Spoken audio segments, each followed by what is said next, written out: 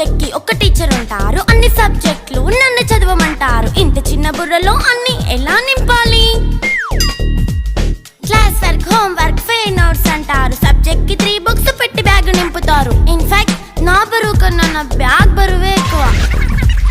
క్వశ్చన్లు, ఆన్సర్లు, సర్ప్రైజ్ టెస్టులు అన్ని దాటుకొని మళ్ళీ స్కూల్ వ్యాన్ ఎక్కేసి అమ్మయ్య ఇక ఇంటికి వచ్చేసామనుకుంటే మార్క్స్ తక్కువ వస్తే చెయ్యాలి అసైన్మెంట్. రిపోర్ట్ కార్డ్ చూపిస్తే ఇంట్లో ఉన్న పనిష్మెంట్. హోమ్ వర్క్ చేయమంటూ మమ్మీ చంపుతుంటుంది. ట్యూషన్ టైం అయిందని డాడీ తరుముతుంటాడు. డాన్స్ క్లాస్ కి వెళ్ళమని తాతయ్య తిడతాడు. స్నాక్స్ తిని వెళ్ళమని నాన్నమ్మ ఆపుతుంది. ఇక అన్నీ అయిపోయాక కాసేపు టీవీ చూద్దామంటే మమ్మీ ఎంట్రీ ఇచ్చింది. బెడ్ యొక్క మంది చిన్న నాప్ తీసేలోపు తెల్లారిపోయింది.